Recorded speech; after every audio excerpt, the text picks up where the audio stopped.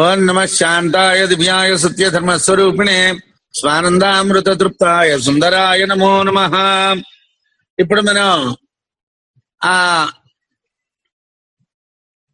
రెండో మంత్రాన్ని చెప్పుకోవాలి. అంటే మధు బ్రాహ్మణంలో ఒకటో మంత్రాన్ని చెప్పుకున్నాం, ఇప్పుడు రెండో మంత్రాన్ని చెప్పుకుంటున్నాం. ఇమా ఆప సర్వేషాం భూతానాం మధు ఆసాం అపాకం సర్వాణి భూతాని మధు యశ్చ అయం ఆసు అప్సు తేజోమయో అమృతమయః పురుషః యశ్చాయం అధ్యాత్మకం రైతసః తేజోమయో అమృతమయ పురుషః అయం ఏవ సయోయమాత్మా ఇదమృతం ఇదం బ్రహ్మేదం సర్వం. ఇప్పుడు వాస్తవంగా ఒకటో మంత్రంలో చెప్పినట్టుగా 10వ మంత్రం వరకు ఉంటుంది. అందుకే భగవత్పాదుల వారు వేరేగా దానికి వ్యాఖ్యానాలు రాయకుండా ఏదో చిన్న వివరణ ఒక వాక్యం రాసేసి వదిలేశారు. అయితే మనం అలా చెప్పుకున్నట్టుగైతే ప్రాథమికంగా నేర్చుకుంటూ ఉన్నటువంటి వాళ్ళం కాబట్టి మనకి కొద్దిగా వివరంగా తెలియకపోతే ఇబ్బందిగా ఉంటుంది. కాబట్టి మనం మంత్రం అంతా చదువుకొని మంత్రానికి అంతటికీ అర్థం చెప్పుకుందాం. ఇమా ఆపహ, ఈ జలాలు, ఇమా ఆపహ సర్వేషాం భూతానాం మధు, ఈ సుప్రసిద్ధమైనటువంటి నీళ్లు ఏవైతే ఉన్నాయో ఆ నీళ్లు సర్వేషాం భూతానాం, అన్ని భూతములకు కూడా మధు, మధువు అంటే తేనెలాగా తీయగా ఉంటాయి, ప్రియంగా ఉంటాయి, ఇవి కార్యము అన్నాడు.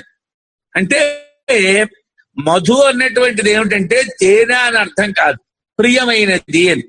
అంటే ఎవరికైనా జఫకి ప్రియమైనటువంటి వస్తువులు చెప్పాలి.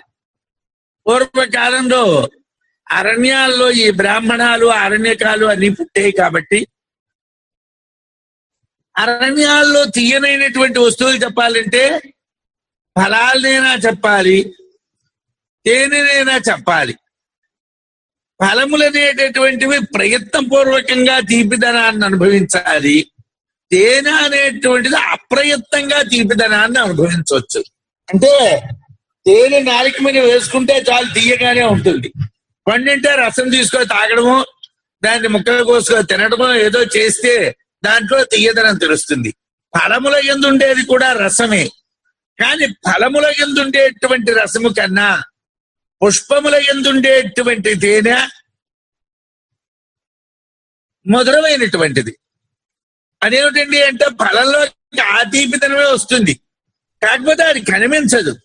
పుష్పమునందున్నటువంటి తీయదనం ఫలంలో మనకి లభిస్తుంది, కాకపోతే ఆ పుష్పంలో ఉన్నటువంటి తీయదనాన్ని చెప్తున్నారు. తేనెటీగలు ఆ పుష్పంలో ఉన్నటువంటి తీయదనాన్ని తీసి ఓ చోట పెడతాయి, తేనె తొట్ట, దాంట్లోంచి తేనె వస్తుంది. అలాగే ఈ జ్ఞానం అనేటువంటిది కూడా అలా అక్కడ మధువుని మనం స్వీకరించాలి. ఆ మధువు వల్ల మనకి తీయదనం కలుగుతుంది, అంటే అనుభూతి కలుగుతుంది. ఈ జలములకు అంటే ఈ సుప్రసిద్ధమైనటువంటి నేళ్లకు అన్ని భూతములు మధువు అంటే తీయనైనవి, ఆనందకరమైనటువంటివి, ప్రియమైనటువంటివి. ఆసామపాం సర్వాణి భూతాని మధు, ఈ జలాలకి అన్ని భూతాలు మధు. ఈ మధు చతుష్టయం అన్నామండి. నీళ్లకు భూతములు మధు, భూతములకు నీళ్లు మధు. ఒకదానికి ఒకటి ప్రియమైనటువంటివి రెండూను. అలాగే ఆధిదైవికంలోని ఆధ్యాత్మికంలోని శరీరమయమైనటువంటివి ఏమున్నాయో అవి ప్రాణులకు మధువు, ప్రాణులు మళ్ళీ వాటికి మధు. మధు చతుష్టయం అంటే తీయదనం అనేటువంటిది భూతాలకి, భూతములు తీయదనానికి ఒకదానికి ఒకటి చెప్పాం. ఇప్పుడు ఆపహ, ఆపములు భూమికి నీళ్లు భూతములకు ప్రియమైనవి, తీయనైనవి. ఆ భూతములు నీళ్లకు తీయనైనటువంటివి. అంటే దీనికది దానికిది. మనం ఒకరికొకరు ప్రియం అంటే ఎప్పుడు ప్రీతి ఉంటుందండి?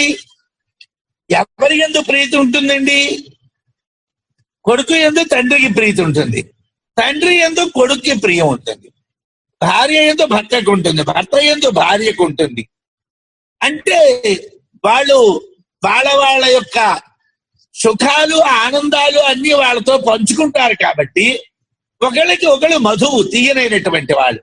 అలాగే ఈ లోకంలో ఉన్నటువంటి భూతాలు పరమాత్మకి వ్యతిరేకమైనవి కావు. పరమాత్మ వీటికి వ్యతిరేకమైన వాడు కాడు.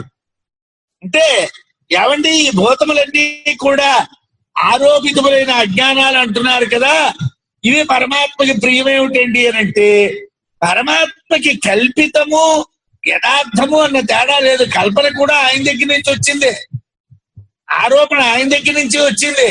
కాబట్టి ఆయనకి అన్ని ప్రియమే, ఆయన అన్నిటికీ ప్రియమైనటువంటి వాడే అని చెప్పడం కోసం ఈ మధు బ్రాహ్మణం చెప్తున్నారు. ఇమామాపహ, ఈ ప్రసిద్ధమైనటువంటి నీళ్లు సర్వేషాం భూతానాం, అన్ని భూతములకు కూడా మధువు ప్రియమైనటువంటివి, తీయనైనటువంటివి, కార్యస్వరూపములు. ఆసాం అపాం, ఈ జలాలకు సర్వాణి భూతాని, అన్ని భూతములు కూడా మధువు. అంటే నీళ్లు భూతములకు మధువు, భూతములు నీళ్లకు మధువు. యశ్చ అయం ఆసు అప్సు తేజోమయ అమృతమయ పురుష. అంటే యశ్చ అయం ఆసు అప్సు తేజోమయ అమృతమయ పురుష. తేజోమయుడు అంటే శుద్ధ చైతన్యంలో ప్రకాశించేటువంటి వాడు. అమృతమయుడు అంటే మరణం లేనటువంటి వాడు. అటువంటి లింగదేహమైనటువంటి ఆది దైవికంలో లింగదేహమైనటువంటి జలాలలో ఏ పురుషుడున్నాడో, నీళ్లలో ఏ పురుషుడున్నాడో, నీళ్ళు అనేటువంటివి లింగదేహం. అవి తేజోమయమైనటువంటివి అంటే శుద్ధ చైతన్యంలో ఉంటాయి. అలాగే అమృతమయమైనటువంటివి, నాశనం లేనటువంటివి. ఆది దైవికంగా చెప్పబడేటువంటి ఆ నీళ్లలో ఉండేటువంటి పురుషుడు. అలాగే యశ్చాయమధ్యాత్మన్రహిత సహ తేజోమయ అమృతమయ పురుష. అధ్యాత్మం ఆది దైవికంలో అయితే నీళ్లు, ఆధ్యాత్మికంగా అయితే రేతస్సు. అంటే ఆ వరుణుని యొక్క రేతస్సు అధ్యాత్మలో. ఆది దైవికంలో జలములే, నీళ్లే. అక్కడ నీళ్ళగా చెప్తున్నాం, ఇక్కడ రేతస్సుగా చెప్తున్నాం. అధ్యాత్మలో రేతస్సుతో తాదాత్మ్యం చెందినటువంటి తేజోమయమైనటువంటి అమృతమయమైనటువంటి రూపంతో లింగ శరీరమైనటువంటి నీళ్ల యందు అభిమానం కలిగినటువంటి పురుషుడు ఎవడున్నాడో వాడు. ఈ ఆధ్యాత్మికమైనటువంటి ఇంద్రియాలు వాటికి ఆది దైవికములైనటువంటి వాటితో ప్రీతి కలిగి ఉంటాయి. అంటే ఇక్కడ జలాలు చెప్పాడు. జలములు అనేటటువంటివి ఆది దైవికమైనటువంటి అంటే దేవతా స్వరూపం. దానికి ఆధ్యాత్మికం అంటే ఈ లోకంలో శరీరంలో ఏముంటున్నారయ్యా? రేతస్సు. ఈ రేతస్సుకు అభిమాన దేవత వాళ్ళు జలములు. అంటే ఆది దైవికంలో నీళ్ల రూపంలో లింగ శరీరంతో ఉన్నటువంటి వాడు, ఆధ్యాత్మికంలో దేహంతో రేతస్సుగా ఉన్నటువంటి వాడు. ఏ పురుషుడైతే ఉన్నాడో వాడు ఎలా ఉంటాడు? తేజోమయంగా ఉంటాడు. అంటే శుద్ధ చైతన్యం నుంచి వచ్చాడు కాబట్టి చాలా కాంతివంతంగా ఉంటాడు. రెండు, వాడు అమృతమయ, నాశనం లేనటువంటి వాడు. ఆ రెండు గుణాలు కలిగినటువంటి వాడు అయినటువంటి అవతల ఆది దైవికంలో లింగ శరీరము, ఆధ్యాత్మికంలో స్థూల శరీరము కలిగినటువంటి నీళ్లు, రేతస్సు అని పిలువబడేటటువంటి పురుషుడు ఎవడైతే ఉన్నాడో వాడు సకల ప్రాణులకి ఉపకారం చేస్తూ మధువు అవుతున్నాడు. అంటే ఏమిటి? వాళ్ళందరికీ కూడా సంతృప్తిని కలిగిస్తున్నాడు. అంటే జలాలుంటేనే తృప్తి. జలముల చేత శరీరంలో ఏర్పడేటువంటి వీర్యాన్ని రేతస్సు అంటున్నాం. అంటే ఒక జలాల చేతనే ఏర్పడదు, ఇతరమైనటువంటి లక్షణాలన్నీ ఉన్నప్పటికీ అది బయటకు వచ్చేది మాత్రం మళ్ళీ ద్రవ రూపంలోనే. కాబట్టి రేతస్సుకి అభిమాని దేవత నీళ్లే అని చెప్తాం. అందుకోసం ఈ ఏ అయితే లింగ స్థూల దేహాలతో నీళ్లు రేతస్సు అనేటటువంటి రూపంలో తేజోమయంగా అమృతమయంగా ఉన్నటువంటి పురుషుడు ఉన్నాడో వాడు అన్ని ప్రాణులకి ఉపకారం చేస్తూ మధువుగా ఉన్నాడు, ప్రాణులన్నిటికీ ప్రియముగా తీయగా ఉన్నాడు. అలాగే ఈ లింగదేహము స్థూల దేహము కలిగినటువంటి నీళ్లు రేతస్సు అనేటటువంటి రూపంతో ఉన్నటువంటి పురుషుడికి ప్రాణాలు కూడా మధు అవుతున్నాయి. ప్రాణాలకి పురుషుడు మధు, పురుషునికి ప్రాణములు మధు. అంటే ఒకళ్ళకొకళ్ళు, వీళ్ళకి వాళ్ళు వాళ్ళకి వీళ్ళు పరస్పరం ప్రయోజనవంతంగా ఉపకారం చేసుకుంటూ వాళ్ళంటే వీళ్ళకి వీళ్ళంటే వాళ్ళకి తృప్తి కలిగేటువంటి రీతిలో ఉంటారు. ఇవి రెండు మధువులు. ఏమండి, అవి భూతములకు సంబంధించినవి, ఇవి ప్రాణులకు సంబంధించినటువంటివి. భూతాలకు సంబంధించినటువంటివి రెండు. జలములు అంటే నీళ్లు భూతములకు ప్రియము, భూతములు నీళ్లకు ప్రియము రెండు. స్థూల సూక్ష్మ దేహాలతో లింగ శరీరంగా స్థూల శరీరంగా ఉన్నటువంటి నీళ్లకి రేతస్సుకి భూతములు ప్రియము, భూతములకు నీళ్లు రేతస్సు ప్రియము. అంటే ప్రాణులకి భూత లింగ శరీరంతో స్థూల శరీరంతో ఉన్నటువంటి నీళ్లకు ప్రాణులకు, నీళ్లకు రేతస్సుకు ప్రాణులు ప్రియము, ప్రాణులకు నీళ్లు రేతస్సు ప్రియము. అంటే ఒకదానికి ఒకటి. ఇక్కడ ప్రాణులు చెప్పాం, అక్కడ భూతములు చెప్పాం. భూతములకు నీళ్లు ప్రియమే, నీళ్లకు భూతములు ప్రియమే. ప్రాణములకు పురుషుడు ప్రియమే, పురుషుడికి ప్రాణము ప్రియమే. ఇవి నాలుగు. ఈ నాలుగు అయితే ఏమిటండి? ఈ విధంగా 4 రూపాల్లో ఉన్నది ఒకే మధువు. అంటే ఇక్కడ చెప్పడం అయితే ఇలా చెప్పాం, కానీ భూతములు అన్నా ప్రాణులు అన్నా నీళ్లు అన్నా నీళ్లు రేతస్సు అన్నా ఒకటే. కాబట్టి ఇవన్నీ ఒకటేనయ్యా. సకల ప్రాణుల యొక్క కార్యాలు అంటే ప్రాణుల యొక్క దేహమైనటువంటి నీళ్ల యొక్క రూపములు ఈ మధువు వారి కర్మల చేత నిర్మించబడ్డారు. అంటే ఆ జలం అనేటువంటిది ఈ మధువు అనేటువంటిది రెండూ కూడా కర్మల చేత ప్రాప్తమైనటువంటివే. వాళ్ళు చేసినటువంటి సుకృతాల వల్ల ప్రాప్తించినవే. కొంతమందికి కొడుకు చాలా ప్రియమైన వాడు, కొడుక్కి చాలా తండ్రి ప్రియమైన వాడు. కొంతమందికి కొడుకు అంటే పడదు, ఆ కొడుక్కి తండ్రి అంటే పడదు. అందుకోసం ఇక్కడ కర్మల చేత నిర్మితము అన్నారు. అంటే ఎవడైతే వ్యతిరేక కర్మలు చేశాడో వాడికి భార్య చెడ్డదే, పిల్లలు చెడ్డవాళ్లే, ధనము చెడ్డదే, లోకము చెడ్డదే. ఎవడైతే అనుకూల కర్మలు ఆచరించాడో వాడికి భార్య ప్రియమైందే, పుత్రుడు ప్రియమైనటువంటి వాడే, ధనము ప్రియమైందే, లోకము ప్రియమైంది. అందుగురించి ఇక్కడ కర్మల చేత ఆచరించబడ్డాది అన్న పదం వాడారు. ఈ మధువు వారి వారి కర్మల చేత నిర్మించబడ్డాది. అంటే మధు గుణం. మధువు అంటే మధువు ఎక్కడైతే తేనె ఉండదు.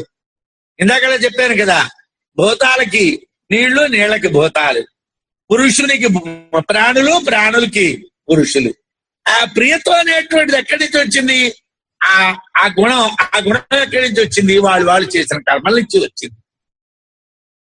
ప్రాణులు కూడా నీళ్లు మొదలైనటువంటి వాటికి కార్యము అన్నాడు. అందువలన పరస్పరము ఉపకారక భావం ఉండటం వలన దీనికి అంటే సకల జగత్తుకు కూడా ఒకటే కారణం ఉంది. ఈ జగత్తుకు ఒకే కారణం నుండి పుట్టడం వల్ల ఆ కారణతత్వాన్ని బ్రహ్మ అంటారు. దానికన్నా వేరైనటువంటిది ఏదైనా ఉన్నది అంటే అది పుట్టేది గిట్టేది, అంటే పుట్టేది పోయేది. కాబట్టి దాన్ని వాచారంభణం వికారో నామధేయ అని చాందోగ్యంలో చెప్పినట్టుగా ఉత్తి పేరు, ఆయన పుట్టాడండి చచ్చిపోయాడండి, పుట్టాడు చచ్చిపోయాడు అన్నటువంటిది బ్రహ్మ కన్నా వేరైనటువంటిది. అది చావు పుట్టుకలు కలిగినటువంటిది అనాత్మ.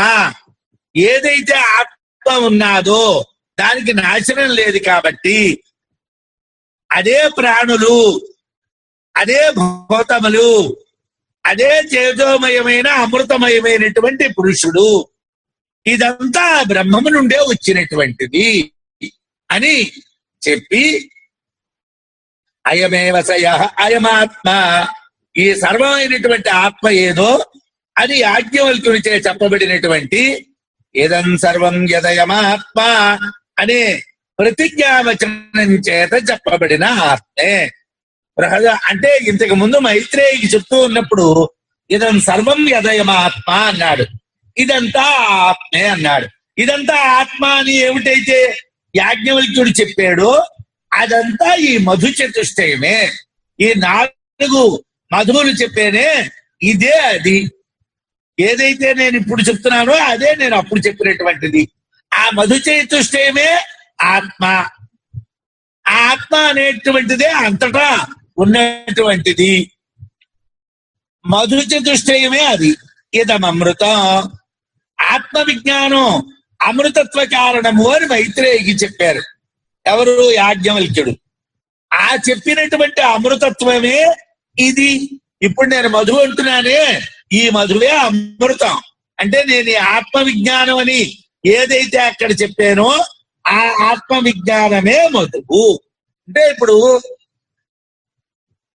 శాంతులైనటువంటి వాళ్ళకి, అంటే ఇంద్రియ నిగ్రహం గల వాళ్ళకి, వైరాగ్యం గల వాళ్ళకి బ్రహ్మజ్ఞానము అమృతంలా ఉంటుంది. భార్య, పిల్లలు, ధనము, భాగములు, ఈర్ష్య, ద్వేషములు కలిగినటువంటి వాళ్ళకి బ్రహ్మజ్ఞానం విషంలా ఉంటుంది. వాళ్ళకి మనం బ్రహ్మజ్ఞానాన్ని పట్టుకో వెళ్ళి చెప్తే అందరూ ఆనందించలేరు. ఏమండి ఆనందించలేరంటే అందరికీ తీయనైనటువంటి వస్తువులు పడవు, కొంతమంది కారం కావాలి. ఇక్కడ మైత్రేయికి ఏ ఆత్మజ్ఞానాన్ని చెప్తున్నాను అన్నాడో ఆ ఆత్మజ్ఞానమే ఈ అమృతము, అంటే ఈ మధువు. ఏమండి, నీకు నేను ఇదం బ్రహ్మ, ఇదం బ్రహ్మ అన్నారు మంత్రంలో. ఏమిటయ్యా? నీకు నేను బ్రహ్మని చెప్తాను అని గాజ్ఞుడు అన్నాడు. అజాత శత్రువు బ్రహ్మ జ్ఞాపయిష్యామి అన్నాడు.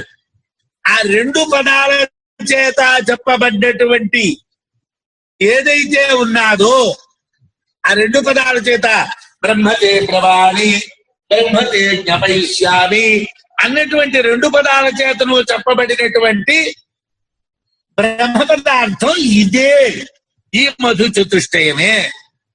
బ్రహ్మ విషయమైనటువంటి విద్య కాబట్టి దీన్ని బ్రహ్మ విద్య అంటారు.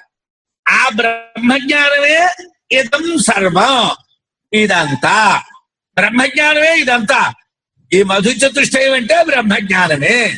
ఈ మధు చతుష్టయం జ్ఞానాన్ని పొందినటువంటి వాళ్ళు సర్వాత్మ భావాన్ని పొందుతారు, జీవన్ముక్తి పొందుతారు అని చెప్పారు. చెప్పి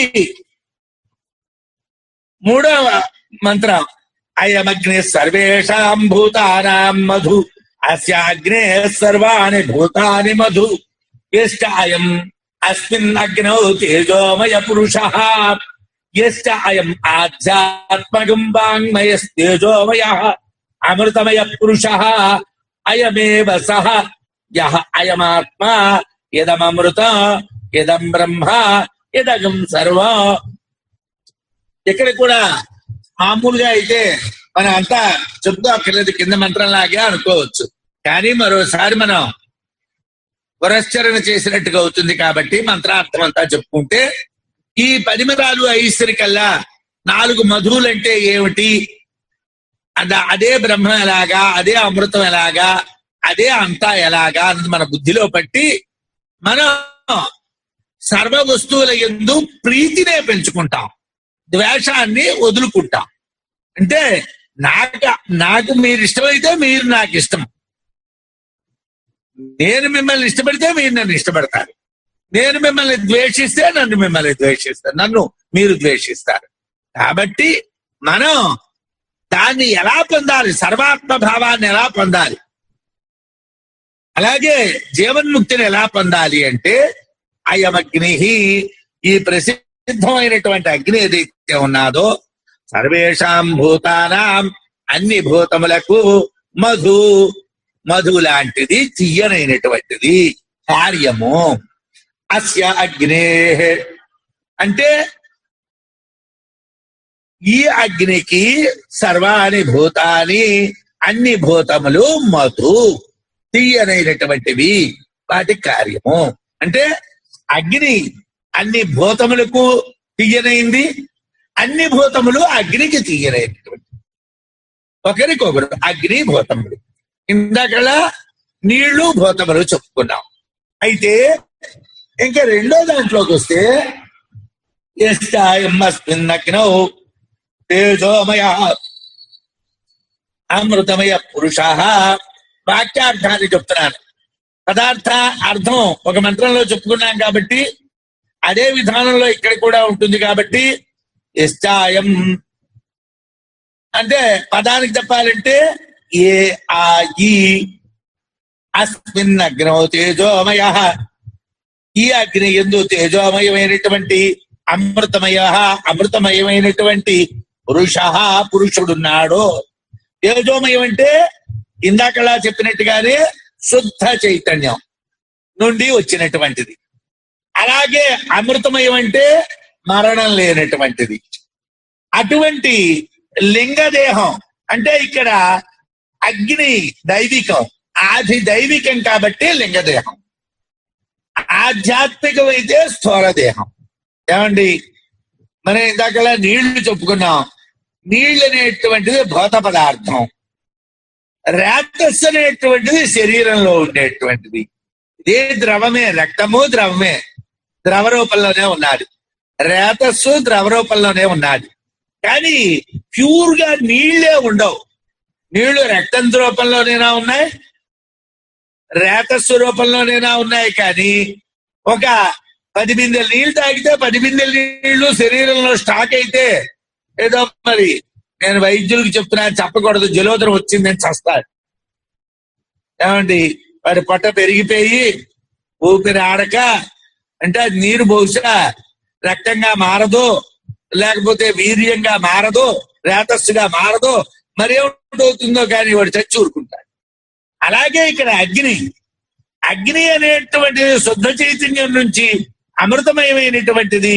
ఇది లింగదేహం, ఇది ఆది దైవికం. ఈ అగ్నిలో ఏ పురుషుడైతే ఉన్నాడో వాడు యశ్చాయం అధ్యాత్మం వాంగ్మయ తేజోమయ అమృతమయ పురుష.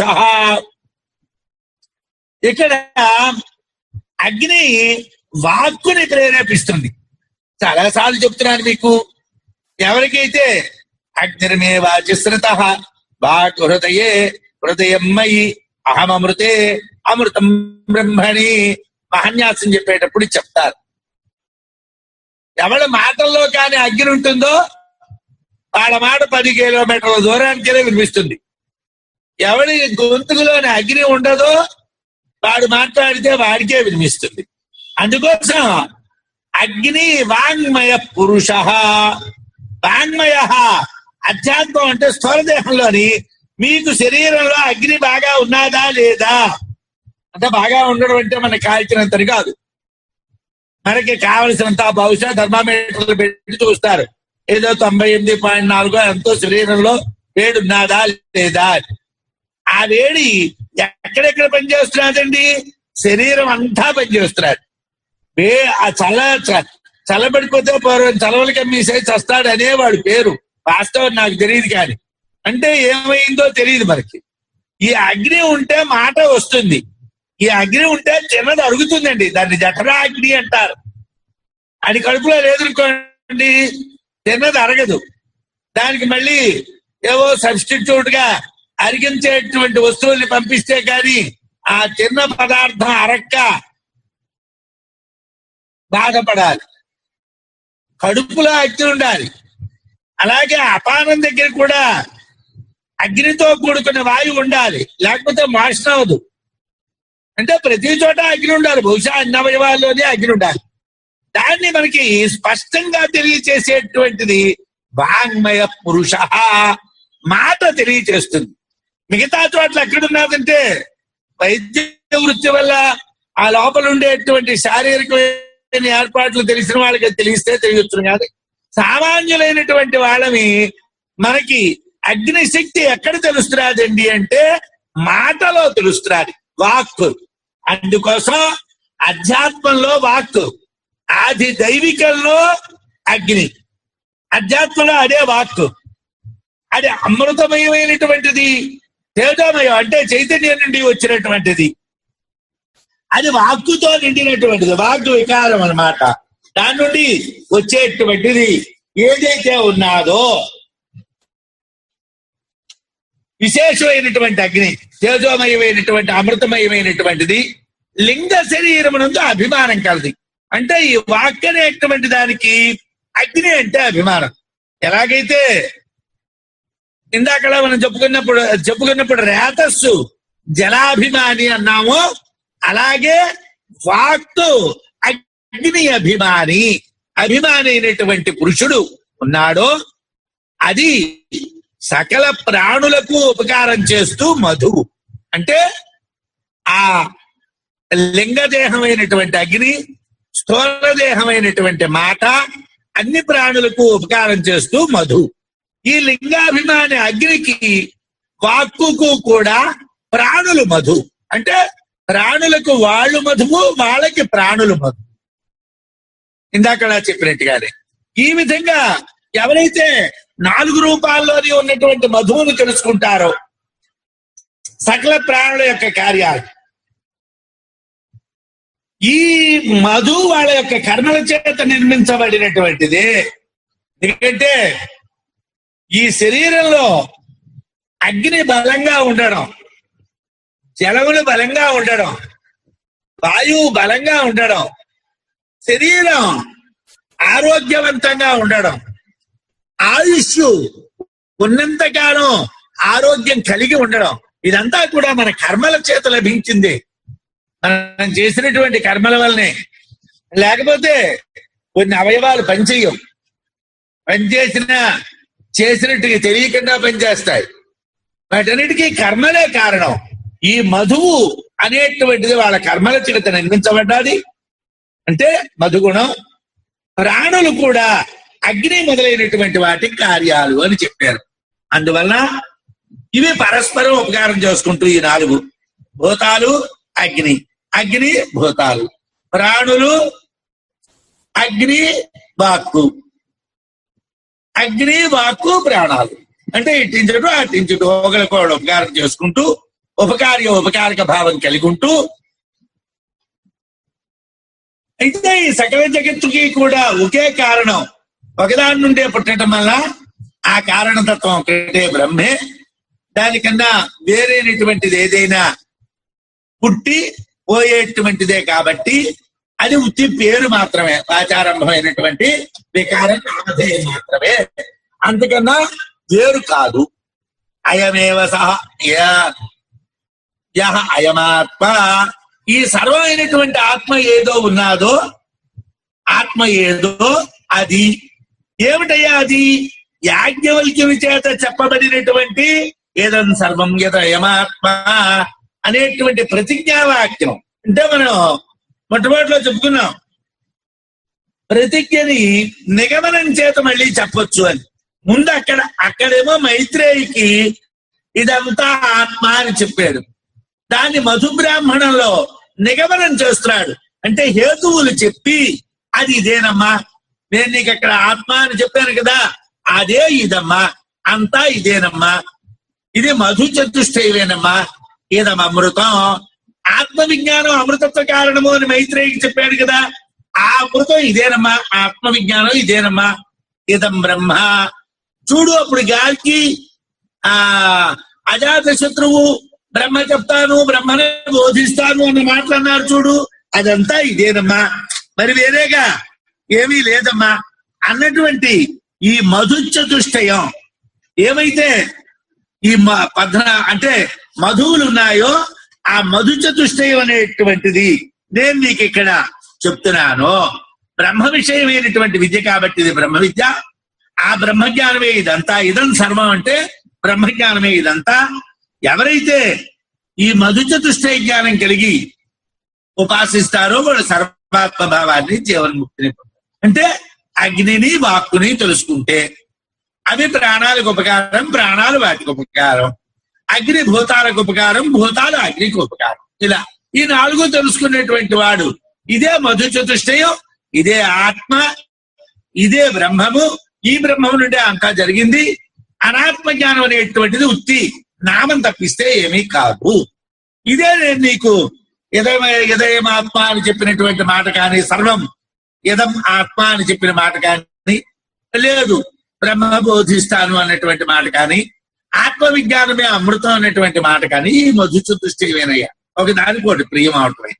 అలాగే 4వ మంత్రంలో అయం వాయు సర్వేషాం భూతానాం మధు అస్య వాయో సర్వాణి భూతాని మధు యశ్చాయమస్మిన్ వాయౌ తేజోమయః అమృతమయ పురుషః యశ్చాయం అధ్యాత్మం ప్రాణస్తేజోమయః అమృతమయ పురుషః అయమేవ సహ యః అయమాత్మ ఇదం అమృతం ఇదం బ్రహ్మ ఇదం సర్వం. ఇప్పుడు వాయువుని ప్రసక్తి చేశారు. అయితే ఏమిటయ్యా, ఇది కూడా అలాగే ఉంటుంది మంత్రం. ఇక్కడ కూడా అయం వాయు అంటే ఈ ప్రసిద్ధమైనటువంటి గాలి, సర్వేషాం భూతానాం అన్ని భూతాలకి మధు, మధు వంటిది కార్యస్వరూపం. అస్య వాయో ఈ వాయువునకు సర్వాణి భూతాని అన్ని భూతములు కూడా మధు అంటే మధువులాగా తీరైనటువంటివి కార్యము. యశ్చాయం అస్మిన్ వాయు తేజోమయ అమృతమయ పురుష అంటే ఈ వాయువునందు తేజోమయంగా అమృతమయంగా ఉన్నటువంటి పురుషుడు ఎవడైతే ఉన్నాడో, తేజోమయం అంటే శుద్ధ చైతన్యం నిండిన వాడు, అమృతమయం అంటే మరణం లేనటువంటి వాడు, ఆది దైవికంలో లింగదేహమైనటువంటి వాడు వాయువు. ఆది దైవికంలో లింగదేహం వాయువు. యశ్చాయం అధ్యాత్మం ప్రాణ తేజోమయ అమృతమయ పురుష. అధ్యాత్మలో ఈ ప్రాణ రూపంగా చెప్పబడేటటువంటి అంటే ఇక్కడ ఈ ప్రాణ రూపంగా చెప్పబడుతూ ఉన్నటువంటి తేజోమయమైనటువంటి అమృతమయమైనటువంటి వాడు, అలాగే లింగదేహమైనటువంటి వాయువు యందు అభిమానం కలవాడు సకల ప్రాణులకి ఉపకారం చేస్తూ మధు అవుతాడు అన్నారు. ఇదే ఇక్కడ ఈ వాయువు విషయంలోని భగవత్పాదుల వారు కొంత వివరణ చెప్పారు. ప్రాణుల శరీరాల్ని ప్రారంభించేది ప్రాణమే. అంటే ఏ జీవైనా వాయువుల యొక్క ఉచ్ఛ్వాస నిశ్వాసాలు అవి శరీరంలో ప్రవేశించడం ఉంటేనే వాడు పుట్టినవాడు బతుకున్నాడని చెప్తారు. పుట్టగానే మాట్లాడడం, పుట్టగానే తాగడు తిండు, పుట్టగానే గెంతడు ఆడు, మిగతా ఇంద్రియాలన్నింటికీ కూడా సమయం ఉంది. కానీ పుట్టడం అనేటువంటిది సజీవంగా పుట్టాడు అని చెప్పడానికి ప్రాణములే ఆధారం. ఒకవేళ పుట్టిన పిల్లని కళ్ళు లేకపోతే వాడి కళ్ళు విడవు, చెవిటివాడైతే చెవులు వినిపించవు, లేదు కుంటివాడైతే కాళ్ళు పనిచేయవు, ఏమండి మూగివాడైతే మాటలు రావు. కానీ ప్రాణం లేకపోతే అబ్బే పిల్లడు చనిపోయి పుట్టాడండి అంటారు వైద్యులు. అంటే ప్రాణమే అంటే వాయువే ప్రాణుల యొక్క శరీరాన్ని ప్రారంభిస్తారు. ప్రాణుల యొక్క శరీరాన్ని ప్రారంభించేటువంటిది వాయువు. వాయువు ప్రాణరూపంగా ఉపకారం చేసినటువంటి మధువు. అధ్యాత్మలో పురుషుడు ప్రాణాభిమాని. అధ్యాత్మలో పురుషుడు ప్రాణాన్ని అభిమానిస్తాడు. శరీరం లోపల ఉండేటువంటి తేజోమయ పురుషుడు చక్షురభిమాని దేవత, నేత్రముల యందు అభిమానం కలవాడు. వీళ్ళు ఇంద్రియ దేవతలుగా ఉపకారం చేస్తూ మనకి మధు అవుతారు. అంటే మామూలుగా ప్రతి మంత్రంలో నేను చెప్పినటువంటి అర్థం కాకుండా ప్రాణం దగ్గర ఒక్క మెసరు ఎక్కువ ఎందుకు చెప్పారంటే, ఇది ఉన్నంతసేపే జీవి ఉంటున్నాడు, లేనప్పుడు జీవి లేడు కాబట్టి ఇది తాను చేస్తూ ఉన్నటువంటి ఉపకారంతో ప్రాణులకు ప్రియమైనటువంటిది అని చెప్పారు. అంటే అది దైవికంలో లింగదేహం ప్రాణం అంటే వాయువు, ఆధ్యాత్మికంలో స్థూలదేహం ప్రాణం. ఈ ప్రాణానికి వాయువు అంటే అభిమానం, అది ఉంటేనే శరీరం ఉంటుంది కాబట్టి అది ప్రాణులకి మధు. అయితే ప్రాణులు కూడా అంటే ఏవైతే జీవులు ఉన్నాయో ఆ జీవులు కూడా ఆ వాయువుకి ప్రాణానికి మధువులే, వీళ్ళు కూడా వాటికి మధువైనటువంటి వాళ్ళే. ఈ విషయాన్ని తస్య ఇవాచ పృథివీ శరీరం జ్యోతి రూపం అయమగ్ని అని ఇదే బృహదారణ్యకంలో ఇంతకు ముందు చెప్పారు. అంటే వాక్ అనేటువంటి దానికి పృథివీ శరీరము, జ్యోతి స్వరూపము, అయం అగ్ని అగ్ని అన్నటువంటి వాక్యాల్ని చెప్పారు. అంటే ఈ వాక్కుకి పృథివీ శరీరం, ప్రకాశాత్మకమైనటువంటి అగ్ని ఇంద్రియం అని చెప్పారు. అక్కడే ఈ ప్రాణాన్ని గురించి కూడా చెప్పారు. ప్రాణం వాయువు అభిమానం కలిగినటువంటిది, అలాగే దాని కింద అభిమానం కలిగినటువంటి ప్రాణమే ప్రధానమైనటువంటి ఇంద్రియం అని చెప్పారు. కాబట్టి వాయువునందు అభిమానం కలిగినటువంటి పురుషుడున్నాడో అంటే స్థూల శరీరంలో వాడు సకల ప్రాణులకి ఉపకారం చేస్తూ మధు అవుతున్నాడు. ఈ విధంగానే లింగాభిమాని అయినటువంటి వాయువుకి ప్రాణానికి కూడా అన్ని ప్రాణులు మధు అవుతాయి. ఇతర మంత్రాల్లో లాగే ఈ విధంగా 4 రూపాల్లో ఉన్నటువంటి ఒకే ఒక్క మధు ఏదైతే ఉన్నాదో అది సకల ప్రాణుల యొక్క కార్యాలు. ఈ మధువు వాళ్ళ కర్మల చేతనే నిర్మించబడ్డారు. ఆయుష్ ఎంత అనేటువంటిది గర్భంలోనే పోవాలా, బయటకు వచ్చి పోవాలా, బాల్యంలోనా, కౌమారంలోనా, యవ్వనంలోనా, వార్ధక్యంలోనా, ఎప్పుడు శరీరం పోవాలి, ఆ ప్రాణం ఎప్పుడు పోవాలి అన్నది కర్మ నిర్మితం, కర్మల వల్లనే ఏర్పాటైనటువంటిది. ఈ మధుగుణం అనేటువంటిది కర్మల వల్లనే ఏర్పాటవుతుంది. ప్రాణులు కూడా వాయువు మొదలైనటువంటి వాటి కార్యాలు, అందువల్ల పరస్పరం ఉపకార భావం ఉండటం వల్ల దీనికి సకల జగత్తుకు ఒకే కారణం ఉంది. ఒకదానికోటి ఉపకారం చేసుకుంటున్నాయి కాబట్టి ఈ సకల జగత్తుకు కారణం ఒక్కటే. అదేమిటండి అంటే బ్రహ్మే. ఈ జగత్తంతా ఒకే కారణం ఉంది, అదే బ్రహ్మ నుండి పుట్టింది. దానికన్నా వేరైనటువంటివన్నీ కూడా పుట్టేవి నశించేవి, ఉత్తి ఆచారంభములైనటువంటి పేర్లు మాత్రమే. అయమేవ సహా యహ అయమాత్మ, ఈ సర్వం కూడా ఆత్మే. ఏదైతే ఇదంతా ఉన్నాదో ఇదంతా ఈ మధుచతుష్టయమంతా ఆత్మే.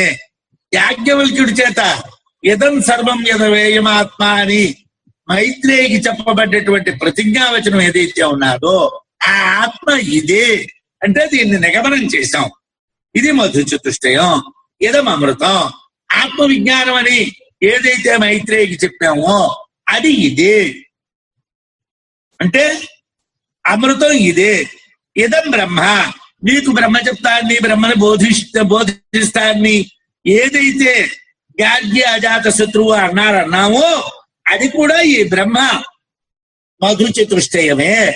బ్రహ్మ విషయమైనటువంటి విద్య కాబట్టి దీన్ని బ్రహ్మ విద్యని. ఇదం సర్వం అంటే బ్రహ్మజ్ఞానమే ఇదంతా, ఈ లోకంలో ఉండేదంతా బ్రహ్మజ్ఞానమే అని మధు చతుష్టయ జ్ఞానాన్ని ఎవరైతే సక్రమంగా పొందుతున్నారో వాడు సర్వాత్మ భావాన్ని, జీవన్ముక్తిని పొందుతారు అని చెప్పారు.